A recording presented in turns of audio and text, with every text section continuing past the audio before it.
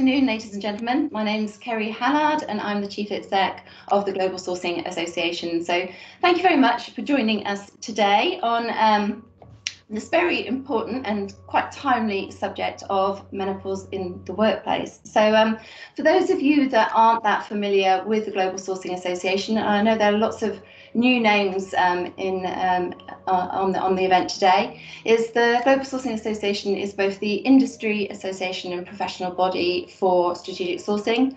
We represent the interests of both the buyers and the service providers in their strategic sourcing programs.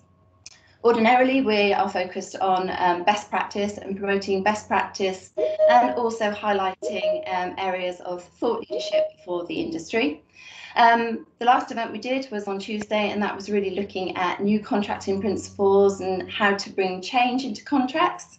Our next event is going to be next Wednesday, and that is on the subject of responsible automation. So we look at a very, very broad cross-section of topics for the industry. And also look at best practice for the people employed in our industry.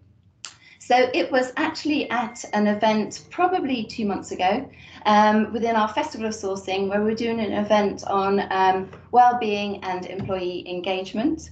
And one of the delegates at that event, who's here today, hi, how are you doing? Actually sort of said, right, it's great. We as an industry, you know, employers in this industry do so much good stuff for women in their pregnancies and in their, you know, child rearing years. But what are we as an industry doing for women going through the menopause? And we had two chief execs of some big service providers, both women, and they turned around and said, actually, we're not doing anything. We don't have a wellbeing program for the menopause. So we thought, wow, that's really quite stark. We really should do something about that. So here we are, 2 months later, putting on an event, talking about, you know, what are the challenges, what are the opportunities, what do we need to do as employers for our employees that are actually going through the menopause. So I'm delighted to be joined today by some experts on this subject, which is not me. And so I'd like to say hello to Debbie Bullock, who is the Wellbeing Lead at Aviva, and Teresa Winters, who is the Senior HR Manager for Employee Experience Proposition at Santander, and also Max Landry, who is the co-founder of Pepe Health. So, right, we're going to have a really friendly discussion. I do want everybody to get involved, so please do put your digital hands up or put some comments in the chat box, because we really want to answer your questions and get you involved in this discussion, if that's okay. If you will be muted, so if you are to speak, then please do check that you've unmuted yourselves. Right, so do you want to each just give yourselves a quick introduction as to who you are and what your involvement in the conversation of the menopause is? So I'm going to go to you first, Debbie at Aviva. Please do a quick intro. Yeah, so good afternoon, everyone. My name's Debbie Bullock. I'm the Wellbeing Lead at Aviva, the insurance company, often mistaken for Aviva, but not. I'm responsible for the wellbeing programme that supports our colleagues in the UK, so about 16,000 people. That looks across physical, mental, financial and social wellbeing. So a real broad remit, and I manage a team of 3, and we're solely responsible. That's all our day job is to look at the wellbeing programme for colleagues. My role from a menopause perspective is, firstly, I am perimenopausal. I am a perimenopausal woman, and I'm equally as happy to share my own menopause story as to talk about what we do from a workplace perspective. So we deliver a menopause programme. We offer dedicated support. Do you want me to go into that detail now, Kerry? I was just thinking, before I launch into that great long tirade of what we do at Aviva, do you want me to do that now, or do you want me to just stop at the introduction? Yeah, let's just introduce the other panelists, and then we'll launch into your programme, if that's all right. Debbie. That's fine. I just realised otherwise I could have been speaking for a long time. So Teresa, please make an intro. Yeah, hi everybody, and I can relate to that, Debbie. Those of us, all of us that are passionate about it, we don't know when to stop when we start, do we? So hi everybody, it's really great to be here. As Kerry said, I work at Santander, specifically in the culture, inclusion and experience team. We're quite a small team. My remit is to really drive the right employee experience across the organisation. So that's our external employee value proposition, our employer brand, and also kind of how do we build great moments and peak experiences for our colleagues every day when they come to work. Menopause doesn't naturally sit there because I work alongside a team that are responsible, like Debbie, for wellbeing and also our D&I agenda. But I can bore you another time with my reason why I'm into menopause. But I lead our campaign of support and our programme of support at Santander. And we've probably been on that journey for about nearly 2 years now, and looking forward to sharing a bit more. That's brilliant. Thank you, Teresa. And Max, if you could intro yourself, that would be great. Yeah. Hi guys, thank you for inviting me today, Kerry. It's lovely to be here. My name is Max Landry. I'm one of the founders of Pepe. My background really is, I guess you could say, sort of entrepreneurial, starting companies. But what got me into menopause was a sort of interesting experience I had about 2.5 years ago, where we'd actually launched this company to essentially address the inequalities that exist in the perinatal space. So slightly echoing the comment you made at the beginning, Kerry. And I was going around meeting HR directors, and suddenly I had this week where 3 HR directors in 2019 at the beginning said, "Do you consider doing anything about menopause?" And I just thought, this is a signal. So we at that moment wrote to the then chair of the British Menopause Society and said, come and teach us about menopause. We need to learn about this topic. It's obviously important. She came and met us, a woman called Kathy Abernathy, and we said, this is what we've done in the perinatal space, and we'd like to do something in menopause. And she said, I've been waiting 25 years to address this issue. Can I come and do it with you? And we said, yes, Kathy, come. Kathy joined us, and then this journey began, and I'll tell you a little bit more about the next stages later on in the talk. But I'm really delighted to be here, so thank you for the invite. Thank you. Thanks for joining. Right. So obviously we've got I want to just talk about what the actual issues are. So we've got so many women in our industry that might well be facing the challenges of the menopause. What have you witnessed, Debbie, and what programme have you actually put in place? So the first thing to note is we talk about colleagues who experience the menopause, because it may also apply to trans, gender fluid and non-binary colleagues as well. So so to anyone who may experience the menopause, what we found was that a lot of colleagues weren't necessarily aware of the underlying symptoms that can come with perimenopause and menopause and the various different stages, or how early it could impact you. So there's a it's all about hot flushes and mood swings kind of piece, and it's so much more than that. There are a list of symptoms that it would take us possibly the entire call to go through in detail. And anything from colleagues who thought they were getting early onset dementia because their brain fog and anxiety were rising, and there's so many. And then an element of it being a taboo issue still in a workplace. So a perimenopausal 47-year-old woman being managed by a 23-year-old line manager who maybe doesn't feel comfortable raising that topic in that circumstance. So I think there's a combination of a lack of awareness of the breadth of the symptoms and the impact that can have on a workplace, tied in with that sort of, for some reason, taboo nature of the topic, and those things combined led us to realise we needed to help bring this issue out into the light and stop it being a sort of like a talked behind closed hands. Nobody mentioned the word menopause. So we started on our journey a couple of years ago.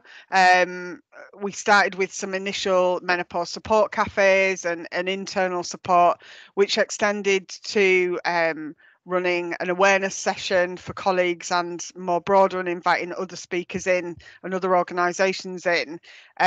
So we now have training for line managers, which is open to all, but particularly relevant for line managers, to help them understand the impact menopause can have on an individual and their performance at work, and what support Aviva is put in place to help them, and the adjustments that they might want to make to support that individual to continue to perform at their best. We also have a dedicated menopause support service through Max and his team at Pepe, as well as now changing the menopause cafes to virtual, and a wealth of information on our intranet pages. And we just talk about it a lot at all levels. So one of our most recent events, Colm Holmes, who's our UK CEO of the general insurance business, came and talked about his personal experience with supporting his partner through the menopause. So it's about bringing it out in the open and having support services available to empower colleagues to take action to support themselves. Okay, thank you. So should we break this down and talk about each different part of this? So first of all, can we look at what are the symptoms that people should be looking out for, so that they can understand that they need to provide some support? So Max, that's probably one for you, is it? Max is frozen. So perhaps... Sorry, literally the Wi-Fi in my office just dropped. So I sorry if I dropped out just as you asked me a question. That's right. So I was saying we were going to break down some of the subject areas that Debbie brought up. So the first was looking at the symptoms. Could you give us an overview of what symptoms people should be looking out for to understand? Is that question directed at me? Yeah. Yeah. I think one of the things that's kind of fundamentally important about addressing the menopause is it's a sort of deeply personal experience for people going through it. So there are some kind of broad symptoms that lots of people may experience, and Debbie highlighted a number of them then, you know, the hot flushes, the anxieties, these kind of things, which are, it's quite obvious that is not only causes discomfort for people, but also, you know, impacts someone's ability to work effectively. You know, if you're worried about having a hot flush, or you're worried about feeling anxious, then if you're someone who's in an environment where they might have to present something, you know, already you can even imagine an event like this. If I was worried that I might suddenly be getting a hot flush, it would change maybe my ability to say, yeah, Kerry, I'll speak at your event, you know? So there's these quite sort of psychological things that I would say fit into a much broader narrative around things like looking at the gender pay gap, or in my opinion, maybe even more importantly, the pension pay gap, because what we're seeing now, and I've got some stats to share later, is that you know, many women will actually, some guesstimates are around 10%, will leave the workforce because of these symptoms if unaddressed. Now, if you think of the kind of impact of that, it's so significant, not just on that person's life, but on society as a whole, if we are to take seriously things like gender pay gap and pension pay gap. But essentially, these symptoms tend to focus around physical things like weight gain. The average woman will put on 10 kilos during the perimenopausal period. This is to do with hormonal changes. The anxieties that we've talked about, lack of sleep, it's pretty obvious. I mean, I have a 3-year-old, so I'm often having lack of sleep, like today, for example. I was up twice in the middle of the night last night. You know, I'm less effective today because I'm a bit more tired than I was yesterday. You know, so these things are quite well known. And I think the issue for someone going through the menopause is that you just get a lot of them for a lengthy period of time. Now, I think what we've found, and I should sort of preface everything I say with, I know more about the menopause than your average 41-year-old bloke. However, I am not a specialist. You know, we have a director of menopause services who is Kathy Abernathy, who's one of the world experts. So, you know, she could talk in much more detail about the specifics. But they're basically the kind of issues that make people's lives difficult. And if they're not addressed, it really affects performance, mental well-being, and just someone's confidence. And ultimately, you want people to feel confident throughout their life and not hampered in this way. Absolutely. Thanks, Max. So, Teresa, anything else on the symptom side of things that, you know, you think people need to be mindful of, apart from the obvious, you know, hot flush? Yeah, well, I think from my perspective, as Max said, there are kind of what you cast as perhaps the more common symptoms that people might be aware of. But there are, and you know, and this was a light bulb for me a couple of years ago. You know, there are so many sort of psychological symptoms you can experience that I think a lot of women have no idea that it's menopause. I mean, I heard a horrific statistic, and I know Kathy will know the exact numbers, Max, but many women go to their GP because they think they've got dementia and they're actually going through menopause. And you know, how horrific and scary must that be as an individual? And then obviously doctors don't always know either to kind of then try and put you, you know, to kind of give you some assurance that you can do something about this. But I think the biggest sort of wake up for me as an employer is that, you know, actually the psychological, it's very easy as an employer to try and help managers and colleagues to think about adjustments in the workplace that are physical. You know, I've got a back problem, you know, you know, whatever it might be, we're used to those, to get the right chair, get the right desk, whatever it might be. It's a lot harder to think about actually what's a reasonable adjustment for somebody who's got brain fog and actually needs to be suddenly, you know, has been working all their life, kind of remembering things, you know, getting the details right, and all of a sudden some of that goes, and your ability to just goes for a period of time. And how do you as a manager help someone, let alone as an individual, help yourself in the workplace as well as outside of work? So I think that was a real eye-opener, and I think it's so important that as an employer your program of support kind of covers all of those symptoms, but equally those ideas of workplace adjustments that you can create, and often they're very small. So, you know, to give an example, you know, we have a massive call center operation. So obviously lots of people on phones all day servicing and helping our customers.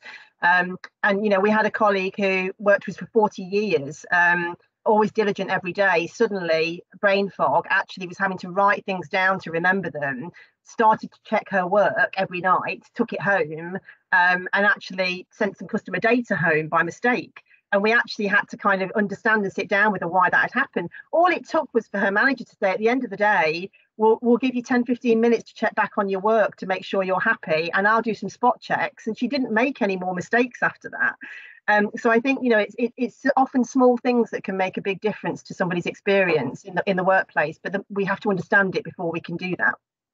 And in the interests of this being a taboo subject and people having things that they don't like to talk about, I'm going to mention some of the symptoms here that are going to make some people feel uncomfortable. So this is a warning. Okay, your periods may change, but in early perimenopausal, that might not be the case. So it might be that they are perfectly normal for a while psychological symptoms are happening, but eventually your periods will change. Sorry if you don't like mentioning the word periods, it's a fact of life. Your libido, your sexual, your sexual feelings, you know, your desire for sex may change, may reduce. That's something people feel difficult and uncomfortable sharing as well. So that's another thing that can impact people who are experiencing menopause. Vaginal dryness, there's a word that you don't expect to hear on a work call, but that's another potential symptom that people are embarrassed about. And I'm sorry, I'm not going to let people not talk about these things when we're talking about the menopause.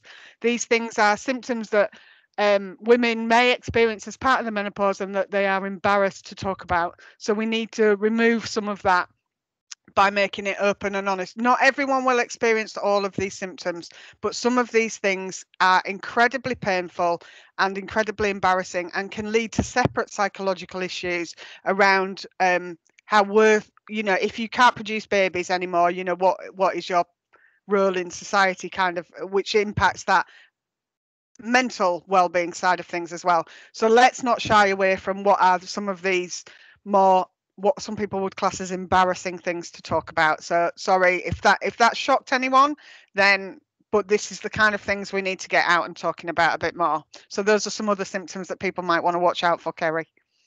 Yeah, thank you. Thanks for that. And yeah, we've got a digital hand up, and I do want to invite people to participate. So Scott Fletcher, and you're muted. Hello, I'll take my hand down while I remember. That must be the most common phrase used in the last year, isn't it? You're on mute.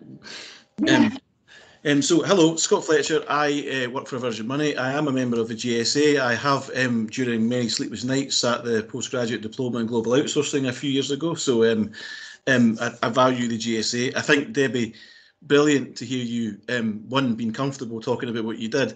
But I guess the elephant in the room for folk that are age, white, male like me is, and I joined this today because I'll be honest with you, when it came into my inbox on the GSA, I thought, I haven't thought about this before. I am a people leader. Roughly half my team are females, although I do take the point earlier about other people experiencing menopause. I guess the question, and I don't know if there's any insight around. I want to always do the right thing by the people in my team. How do I bring up that subject, or do I bring up that subject? And I'm not going to, I mean, it's okay to say it. I brought it up. I am a white male bloke of a certain age. If you read certain things, the devil incarnate, because all causes of things wrong in business. But actually, I like to think that that's not really the case with a lot of us. And I just, it would be really interesting to know if you could give any guidance to someone like me about how you could watch out for your colleagues and team without embarrassing people, ideally, without patronising people, without meaning to. That was my question, really. I'm happy to start. I'm sure Debbie's got a view.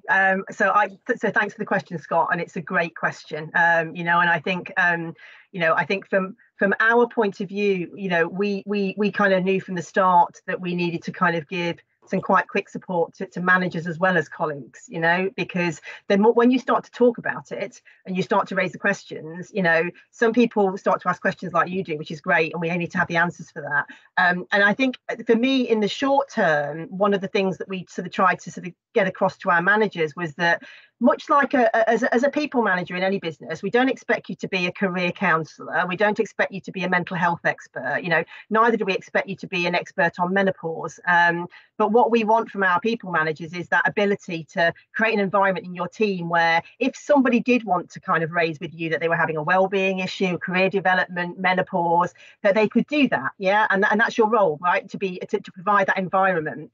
And one of the things that Debbie said right at the beginning is that menopause is such an incredibly sort of personal topic that actually you could create the best environment. Your company could do everything possible to help people to feel comfortable about it. But some women will never tell their manager that they're going through menopause, and that's fine.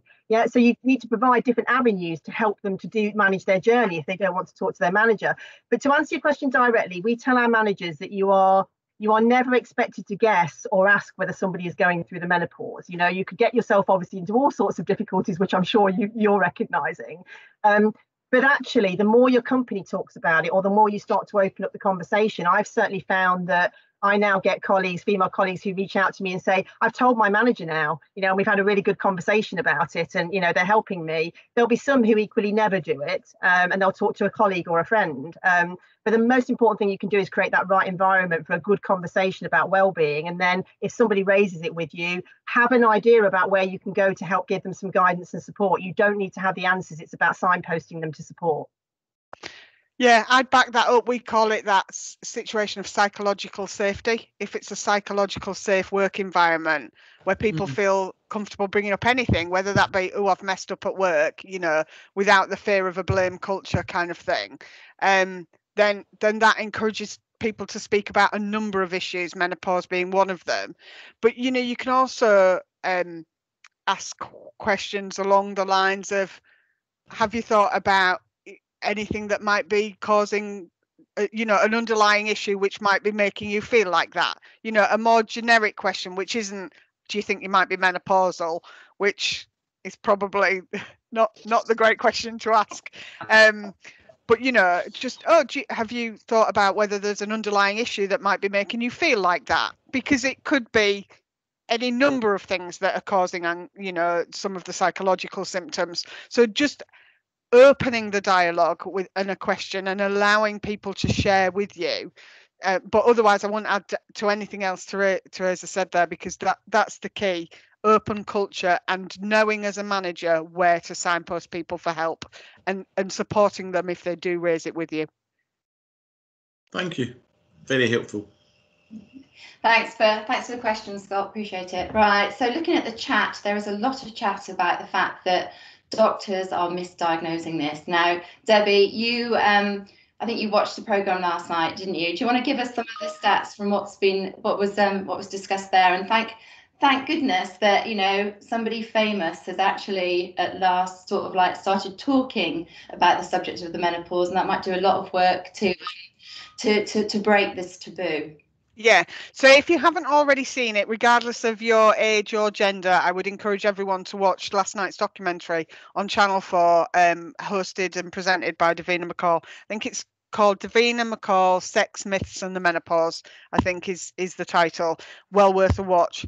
One of the interesting elements of that came out of that programme is the fact that as part of the GP training, it's an optional e-module on menopause. It's not even compulsory, it's optional, which sort of gives you an idea of the kind of training your average GP might have, and why some colleagues and family and friends, when they first start to talk about this with their GP, perhaps don't get the initial supportive conversation that you might want. And what's really important is giving yourself enough information to empower yourself to have the conversation with your GP or with your workforce.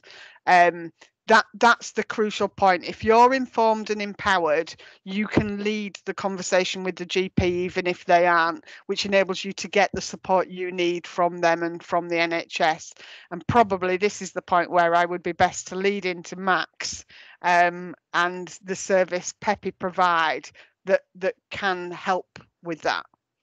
I mean, there's lots out there on the internet generally, the British Menopause Society, but, Max, I don't know if you want to talk a little bit about Pepe's service.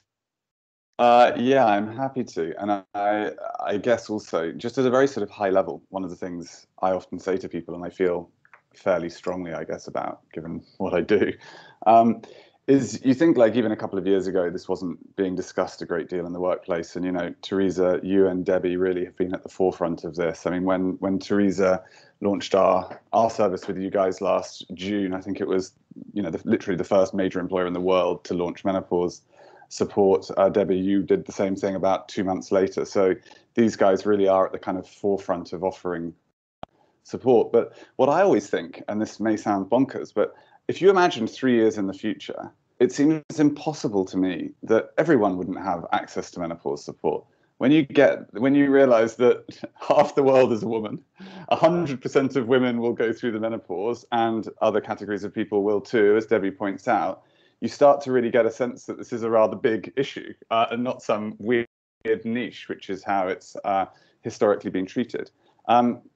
The way we've sought to address this, and this is really the same in all of the areas we offer support, is to just provide people direct, private, unlimited support with an expert. And I don't know whether it's helpful or not, Carrie, but I've got a few slides you told me to bring. So yeah, I think it's the perfect time. Yeah, let's do that, and then we'll carry on the discussion. Do you want me to just show you what we actually do? And I'll be quick on this so it doesn't feel like some death by PowerPoint. So I'll keep it quick. Can you guys see my screen? Yep, perfect. Okay, so we believe there are a number of moments in life, like going through the menopause, where people just require more support than is typically available either through the NHS or traditionally through private healthcare. So we've produced a series of support services that directly give people expert support. Forget the first two for the sake of this discussion, but we launched the world's first clinician-led menopause support service that is used at both Santander, Aviva, and I think a number of other GSA members. Vitality also offer this to their staff, and in fact their members as well. Why is this a problem? Is a question that comes up a lot in the kind of discussions I have with people. And if you just look at the right-hand side of the screen now, these are statistics that specifically apply to perimenopausal women. So if you imagine that the fastest growing cohort in the UK workforce are women over 50, 63% of women going through the menopause are saying that their symptoms are affecting their work negatively. 30% are taking time off because of these symptoms, and 10% of people are leaving their jobs because of these symptoms. The scale of this problem is enormous. And when I guess you do what I do and work in a company like I do, we just see that figure of 10% of women consider leaving their jobs and think, this is insanity. That figure only exists because people don't get the support they need. We can absolutely eradicate that figure. And as I referenced at the beginning of this call, if you think about the manifestation of that figure, that is a woman leaving at 51 versus her equivalent man in the workforce leaving at 65.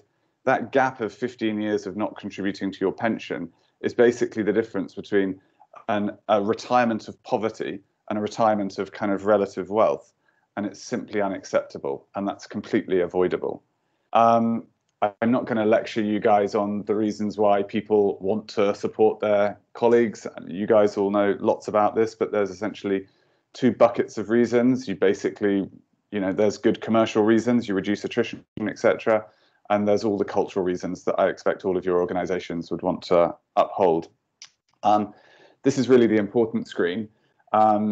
What is it that actually we do? It's remarkably simple in many ways. Someone downloads an app, they click on menopause, and then in many ways, this is the big innovation in what we do. You simply get connected into a private chat with a menopause expert. So this team is led by Kathy Abernathy, who, as I mentioned before, was the chair of the British Menopause Society and is one of the world's experts on the menopause. She runs a team of women's health nurses, all who've done British Menopause Society specialist training, and the average experience of our menopause team is 20 years. So you imagine 20 years only dealing in menopause, these practitioners really know what they're talking about. But what's really interesting is once you get someone into this kind of safe environment of this chat, they can start asking all of the kind of questions that they want to ask and don't feel very, very comfortable asking elsewhere. But B, once you've built this trust, they're able to then get triaged into these other services, which, so you've heard people mentioning how unsatisfying a GP appointment is, typically for a woman who goes to the GP to talk about menopause. By contrast, this is a 45-minute call with a menopause expert. At the end of that call, there's a written report which sets out the plan that they've jointly agreed is the right course of action for that person, which often will involve going to the GP. But it's a completely different experience going to the GP if you've got a letter from a British Menopause Society specialist saying, this is what I think I should be doing. So our role within this is not to tell someone what to do, but simply to ensure that someone is completely aware of their options, educated, and ultimately empowered to make a decision that they feel is right for them at this stage in their life.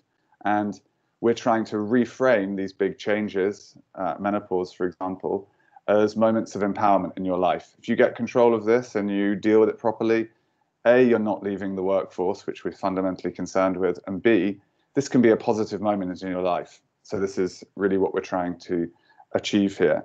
And I guess the final thing I'll say on the sort of product, and this is the case at both organizations that Debbie and Teresa work at, is that when you actually connect someone to a real person who's able to really solve your problem, you get incredibly high engagement that's just unlike any other employee benefit. So it's really effective for people. I won't talk about events. We do lots of events. But actually, one thing I will share here, and I think actually Debbie's point really kind of got into this. We do lots of events, which are things like the standard, what is the menopause event? But we also do events that look at this period of life in a very, very holistic way. Like, I'll give you the two most popular events we do for our menopause cohorts. One is menopause and sex, and the other one is teenagers and porn. Now, teenagers and porn actually has nothing to do with going through the menopause, but on average, the menopause occurs to someone who's 51. Someone who's 51, if they've got children, their children are often teenagers. They're often stressed out about their teenagers looking at porn. So we're approaching these life stages in this very, very holistic way, which ultimately means that people get a huge amount of value from them in a way that is quite unusual, particularly around a topic like menopause. I'm going to embarrass Teresa a bit because this is the pilot we did with Teresa, which led her to then be able to lobby her board to get Santander to be the first major employer to actually offer this support. But I remember we went out. We'd agreed originally with Teresa. She made us agree to do 50 people on this pilot, and we then ended up going out to, I think, one call centre, and we got 230 people sign up, which I think gives a insight into the demand. We did end up compromising with you, Teresa, didn't we? We did 130. We were set these targets by you, Teresa, in fact, for what would be success of this project. You know, pretty high weekly engagement. You know, could we actually impact the confidence someone feels? Could we make them feel less bothered by their symptoms? And then could we actually change the way they feel about Santander as an employer? The green is what happened after 1 month support. And I guess, Teresa, you took this. We can ask Teresa after this what she did, but she took that, I guess, to her colleagues, who then said, yes, let's roll this out across the UK workforce, which was wonderful. I just want to show you a few things here that have been interesting from my point of view. So you'll see Aviva, Debbie's organisation here, and Santander, Teresa's. But I always like to actually, on this deck, highlight these three here. So Clifford Chance, as many of you will know, is obviously a Magic Circle law firm. You know, some of the most highly paid people in the country. In fact, the average partner at Clifford Chance, I believe, earns £1.7 million a year. The average person at Wix earns the minimum wage. Now, when we launched these services, we launched them with the same two companies on the same day. And for me, that was a really kind of symbolic thing, because you've got at one end of the kind of financial spectrum, the partner at Clifford Chance, and at the other end of the financial spectrum, you've got the shop floor worker at Wix on the minimum wage. And they're now both getting access to this same support. And we get the same net promoter score in terms of feedback for the service from both of them. And I think that really just highlights that when you give people something that doesn't exist, that they need, they love it. And I'm actually rather proud to also say, I did see there was someone on this call from an NHS trust. We've just launched this menopause service with 3 NHS trusts this week, and we're going live with another 3 NHS trusts next week, which is we're particularly proud of, given obviously the last year that the NHS has had. I think the least that the frontline staff can expect is a bit of menopause support. So I can't see you at the moment, but there was someone there from the NHS. Feel free to get in touch. The average net promoter score for this service is 72, which is in the world-class category. And I think basically at a very high level, when you look at the fact that no one has ever done anything in menopause, and you've got half the world going through it, and then suddenly you give people a really good solution that actually makes an impact and helps them, it's kind of not rocket science that they like it, particularly when their employer then pays for it for them. And then the last thing, which I won't labour because I just know this will be fundamentally important to all of you. You know, we obviously treat information security take it incredibly seriously. So we're all of the things you would imagine from a company that deals with people like Teresa and Debbie, whose InfoSec teams, as you can imagine, make us jump through all sorts of hoops. So we take information security extremely seriously. I'll stop sharing now because I always get the slight fear when I'm sharing on Microsoft Teams that everyone has disappeared, particularly with my dodgy internet connection in my office. So you're still there, thank God. Kerry, you, Debbie, and Teresa at least look awake. So I haven't sent you to sleep. Anyway, enough from me. But that's kind of what we do. Actually, the last thing I will say, and I really feel this, and I've said this to Teresa and Debbie privately, but I'm going to embarrass them a bit publicly. Like in the future, everybody is going to do this kind of thing. I'm not saying they'll just do it with Pepe. They'll do it. It will be normal to offer menopause support. And when these two guys, girls, not guys, launched these services at their companies, this was quite a big deal. And the reason the world is changing, and we're launching these services now next month with everyone from the NHS through to Facebook and Microsoft and people like that, is because people like Teresa and Debbie last year thought, actually, we're just going to do this. And actually, that is how change happens, both in societal level, at company level, at department level, at every level. Somebody basically just puts their hand up and says, let's try and change this, and it might work or it might not work. And in this example, it did. So I just salute you, Teresa and Debbie, because what you guys are doing, other people are following and will continue to follow. That's definitely enough from me. Sorry, Kerry. No, that's great. And I think what we're looking at doing is, if anybody in this forum is interested, then we're looking at actually doing an industry solution for Pepe. So do get in touch if that's something of interest for you. Right. So Colleen, you had your hand up. You've taken it down. But I just want to check. Have we answered the question that you had? Yes, well, thanks. I was just going to ask if there was any more research that's been done on the numbers of women who actually do leave the workforce. But Max, you provided a 10% number, which I think I've seen other numbers that are slightly higher than that. But I think that's really one of the, the kind of shock statistics that make executive teams, sit up and take notice, and particularly when you're looking at gender pay gap. When I speak to a lot of management teams, the first thing they say is, "Oh, well, you have how many women leaving during, the childbirthing, family rearing, child rearing years," and no one ever talks about this part of it. And so I haven't seen a lot of great research, and so I'm just wondering, where did you get your numbers, and is anything else being done in this space? Because you always need those few statistics that make people, sit up and take notice, and I feel this is one of them. Totally. I think the main number that's misquoted actually in that example is people say 25%. What the 25% actually relates to is 25% of women who go through the menopause, so i.e. 25% of women, will have symptoms that are so severe that it will change they'll need to make adjustments to their lifestyle. So that's what the 25% relates to. The 10% is those that will actually considering the workforce.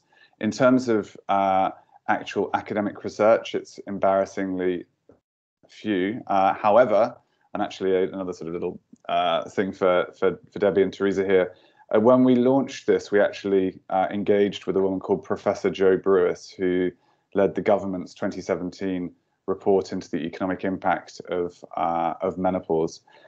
We said to Jo, look, there's such a limited amount of rigorous academic research going on around the actual workplace effects of this. Can we commission you to do some hardcore research, which she thankfully agreed to.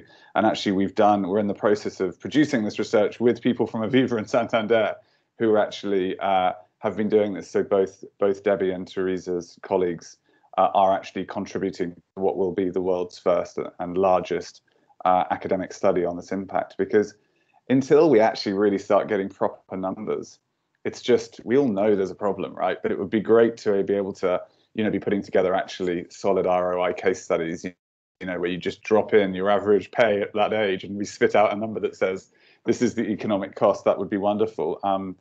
Watch this space, and hopefully we'll be emailing you that, Colleen, at some point. Well, yeah, and I was also just going to say, I hope you, write a nice long letter into number 10 around the leveling up agenda. I mean, because leveling up means lots of different things, but this point about women being poorer in retirement is a huge one that often gets overlooked. And I think this could be a really interesting part of the leveling up agenda in the white paper that's going to come out later this year. And that was one of the things highlighted last night on the Channel 4 documentary, actually, was the lack of research, not just into this as a workplace issue and the impact on workplace, but medically overall. And the fact that there isn't as much research about whether that be HRT, or the menopause and symptoms and the impact of menopause on the brain and mental well-being kind of things. And there isn't the volume of research out there, and that in itself is an inequality that needs addressing, and that was mentioned in the programme. So it's slightly different from the workplace context that we're talking about today, but just more broadly in society, that lack of research as a whole on menopause. Kerry. Okay, thank you for that. There was a question in here from Sunita that sort of said, surely this shouldn't be just the responsibility of HR and health advocates. How do we get this broader into organisations? I mean, is it a board level agenda for your organisations? It is for ours. I think I'm fortunate from one respect, because I recognise that not everybody comes from a place of working in the HR function, and in Debbie's case in wellbeing. So it was on our agenda, and we took it forward, and we kind of got that support. And we have a gender sponsor on our ExCo leadership team. So he helps to champion a lot of our communication, including our launch with Pepe. But I think that it's not always an easy one. And I think what I said to Sunita in the chat was that one of the ways that you can start to help, if you're one person or a small group of people thinking about it, is actually to try and find champions to sort of help you to kind of, and also then to start to think about what's your data suggest. You know, if you're in a position to be able to try and tap into your HR team and find out a bit about that. You know, it only takes me to sort of partly tell our board that we've got 3,000 colleagues of menopausal age in the organisation at the moment. And when you bear in mind that 3 out of 4 are going through symptoms, 1 out of 4 significant symptoms, but they're all affected in the workplace, then actually that in itself is quite a dramatic statistic. Yeah. Then when you add on to that half of our managers are male, typically younger, you know, and actually, you know, there's a legal case, there's a social case, there's many different cases, but I think it's about trying to find some people that can kind of help you and support you on that journey, whether it's about some statistics to help get the conversation going, or some champions that maybe at a senior level you can engage.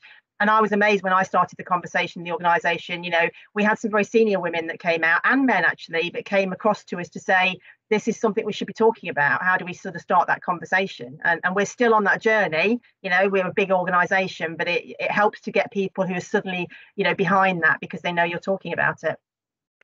And the other thing I would add to that is, interestingly, self-created employee resource groups, menopause cafes, whatever you might want to call them, where like-minded people come together to support each other, is another great way to for colleagues to support each other. And sometimes from those self-formed groups come that confidence and ability to start having those broader conversations around the organisation. And then the other thing is, the other element of it, from an employment law perspective, you know, it can be classed as a discrimination issue, and there has been legal cases around employment law and discrimination related to the menopause. So it's not an issue any company can ignore, because it's a legal position. So certainly it's not the remit of just HR professionals or champions, you know, whether it be menopause support groups or different ways into an organisation. But yeah, that would be the extra thing to add.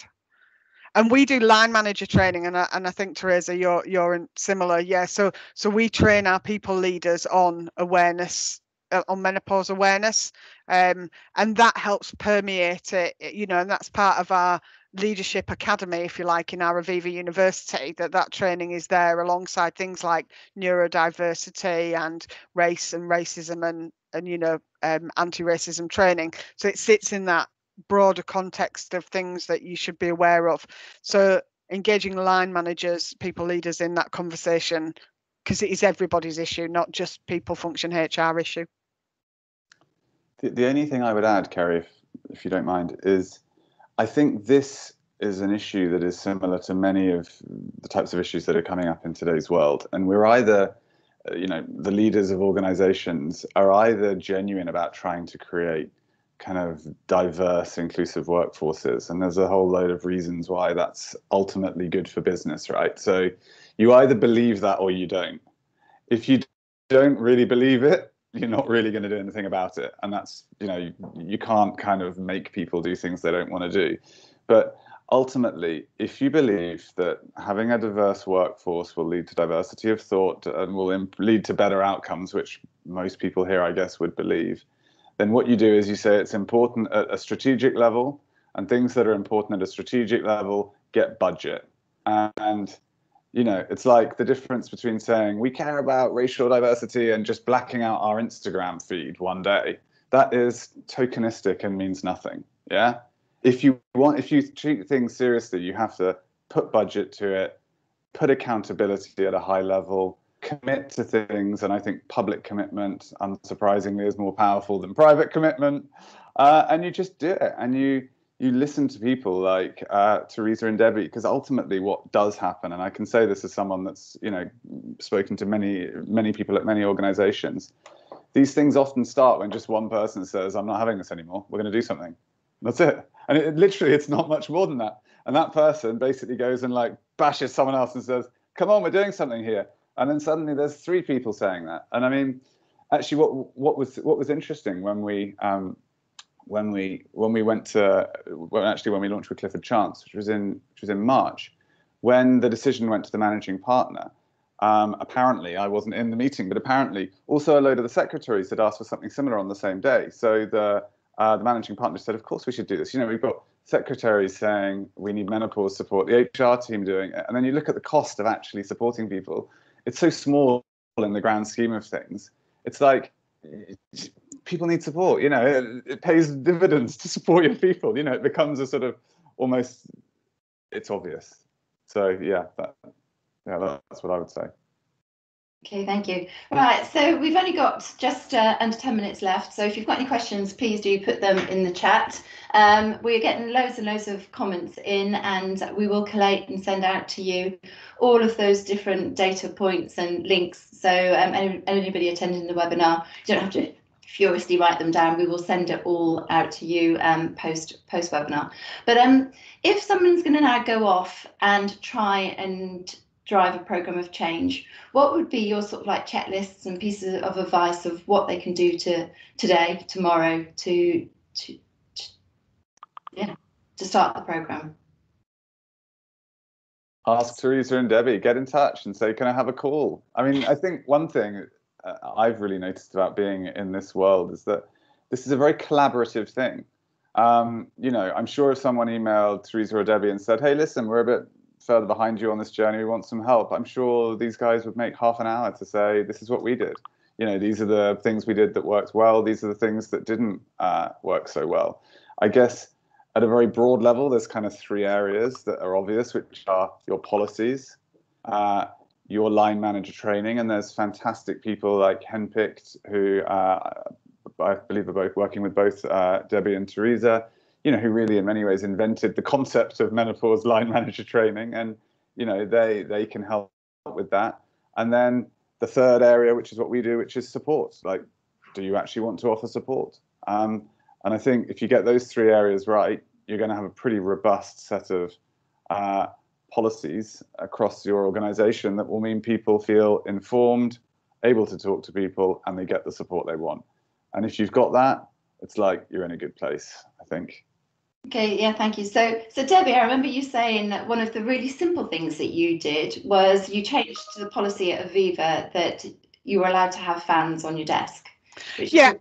It's one of the daft things, isn't it? That and it's part of this reasonable adjustment packages that we talk about. Sometimes it can be the small things, but we found that there was some stupid rule within Aviva when someone had requested a fan to really help. I mean, it's a little less relevant now, we're not in offices, but where someone had requested a fan and the response from facilities had been, you can't have a fan, it's not summer. And we're just like, what? That it's just like, and it's about how much does a fan cost, Debbie? Well, and they weren't even allowed to bring their own in, kind of thing. It's just that kind of ridiculous stuff that you just need to get around. And we both, Teresa and I, have mentioned it. It's often really small adjustments. Someone who experienced night sweats really, really badly, for example, which has a disturbed night's sleep, make an adjustment to the time that they start work and finish work might help them, for example. So it's lots of small potential adjustments. Someone's mentioned in the comments about breaks. Do you allow people who have breaks? Increased number of breaks as a small reasonable adjustment to someone's working day is a perfectly reasonable thing to do, and that's the kind of stuff we include as a sorry, bit of brain fog then for my own menopausal state, but that's something we include as part of the line manager training. Yes, that's where I was going, sorry. Perfect example of that moment of brain fog, sorry. But that kind of adjustment is the best place to start. And the other thing is, I would encourage anyone, if you're in a position where you sit in a people function, ask your people. Set up a bit of do a bit of digging, do a bit of research, have that question and answer session, find out what your people want and need in terms of support. It's not necessarily up to us to dictate from the top. Talk to your people. That's where I would start. Talk to your people. And if you're not in that position, find someone who you can talk to who can talk to the people, if you see what I mean, and be the voice that starts the conversation. Sorry, I'm getting so passionate about this, I will shut up. No, it's brilliant. We love the passion, and I'm really loving all the conversation that we've actually got here. So, it's really clear that we need people to understand. So yeah, you could be a line manager, and it's not just your line managers that need to recognise it for women that are suffering the menopause. It's the people that work for people that might be suffering the menopause that also need to have that understanding coming in from all directions. So so thank you for the chat. Teresa, any last words of advice from you as to what people should do tomorrow? Well, no pressure then with 3 minutes to go. I think for me, it's try and start that conversation. So it depends on where you're coming from. If it's literally about what's the first thing I do, think about who would be a good person to speak to. So it's probably a little bit like Debbie is find someone in your HR function if you're not in the HR function. If you're in the HR function, talk to your D&I or wellbeing team to understand whether it's on the agenda, and if not, why not. Be persistent if it's something you're really passionate about, because it can take time sometimes to find a group of people. And then, like Debbie, we're a big organisation, so we did a survey, 5 questions, which I'm more than happy to sort of share, and that got us sort of feedback in terms of what people wanted, and that helped us. And we did some awareness sessions as well. We just went around some sites and offices and asked the question, and that's when you get people's stories, and stories can be an incredible motivator for your business, not just the business case and the numbers, but if you tell your leaders that somebody's about to retire just because of the menopause, and then you tell them that story, or retire early rather, then that carries an awful lot of weight, because it's powerful, right? It's people's experience every day. So I think, just start with one conversation with somebody you think might want to listen, and then just keep going and be persistent. And I'm very happy to try and be on email if anybody wants to ask any more. Yeah, I think everyone's really willing to help out. So Max, what should we as an industry association do? I think the first thing is just sort of saying, look at your demographics. I mean, do women between the age of 45 and 55 represent a large chunk of your workforces? If they do, then this is something you should be thinking about seriously. And then I guess start to say, do you as an industry care about the broader goals of things like gender pay gap, pension, inequality? Do you want to be able to ensure that, do you care that people taking time off work, the real cost of that? I think the answers to these things are pretty obvious, but ultimately I think it's not that difficult to address these things. You need to look at your policies, step 1. You need to then do a version of the training I mentioned, people like Ken picked, step 2. And then you need to decide whether you actually want to support people through this. And if you do, come and talk to us. There's enough evidence that shows that will be well received and will make your colleagues happy. But I don't think it needs to be more complicated than that. And and again, if we just come back to that thing that, do you think it will be normal in 3 years' time to offer this kind of support? I think it's a no-brainer. It will. Do you want to be at the front end of that wave, the Santander, Avivas, the Vitalities of this world, who just did do something about it at the beginning? Or do you want to be the last person to the party when all the booze is gone? No one wants to be the last person to the party. And I think that it's a bit like that. It's probably cheaper than you think, and it's probably more effective than you think, and your people will love you. What do you want? That's awesome. So we've had such positive feedback. So thank you all for joining us. Really appreciate you sharing your insights and your ongoing willingness to help.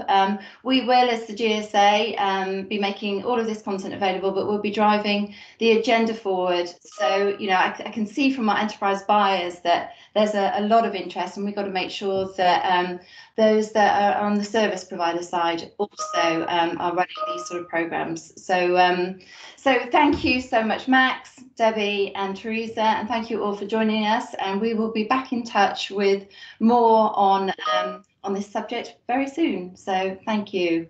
Thanks, everyone. Bye. Thanks, guys. Thanks all. Have a good day. Bye-bye.